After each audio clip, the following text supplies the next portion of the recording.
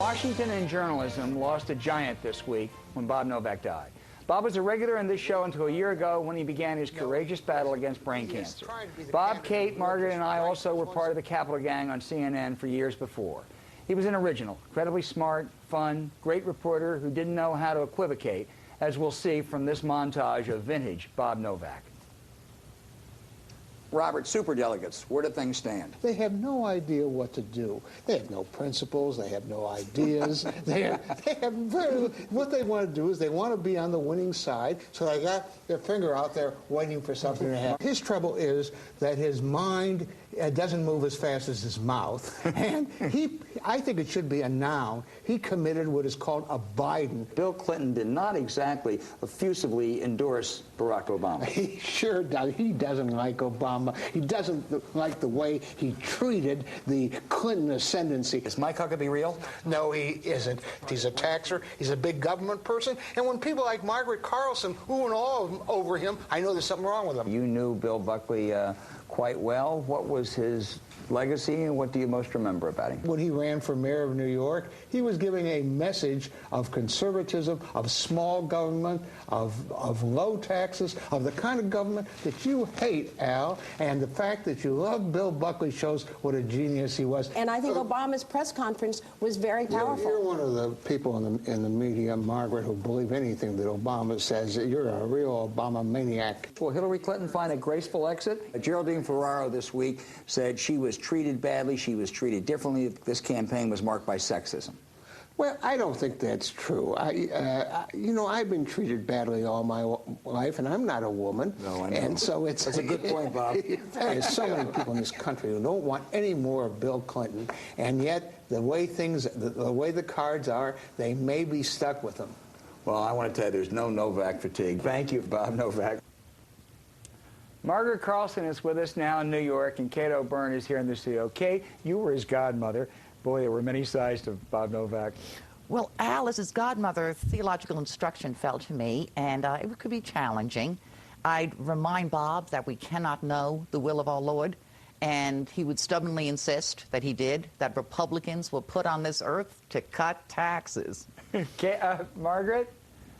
No one was better at the ad hominem attack than Bob. To him, I was the elite Ivy Leaguer out of Georgetown, and he was a man of the people. Actually, Bob was a secret intellectual. No one read more books. Even as he was writing his own, young people loved him.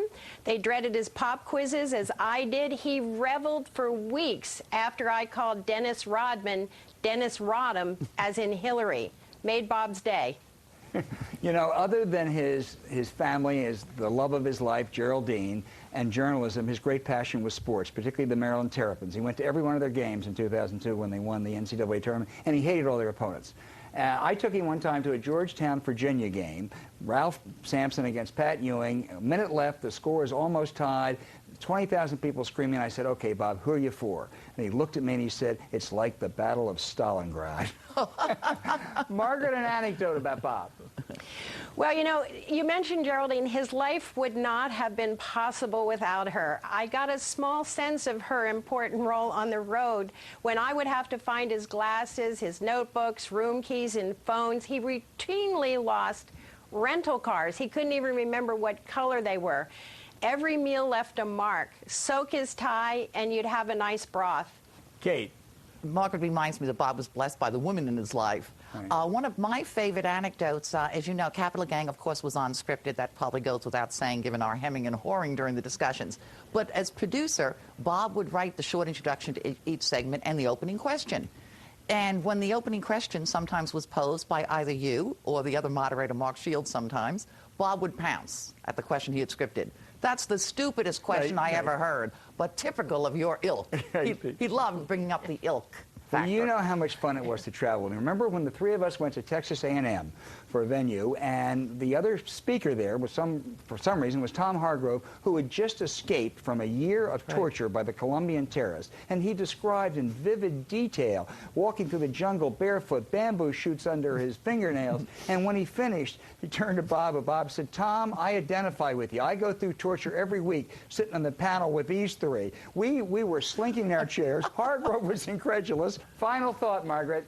Bob never wanted me to answer the question what he's really liked honestly, but let me do it now. He was a wonderful guy. His was a wonderful life, and I was lucky to share it. Kate.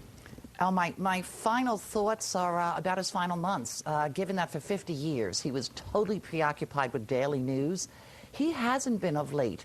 He wanted to talk about his family, his beloved grandchildren, his beloved wife, his faith, his Army service he was so proud of. And there's got to be a lesson in there for all of us, I think. The important things to him, the really important things to him.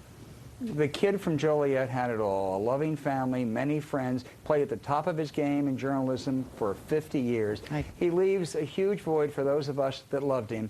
But Margaret's right, he had a wonderful, wonderful life. Right. And He did. we already miss him.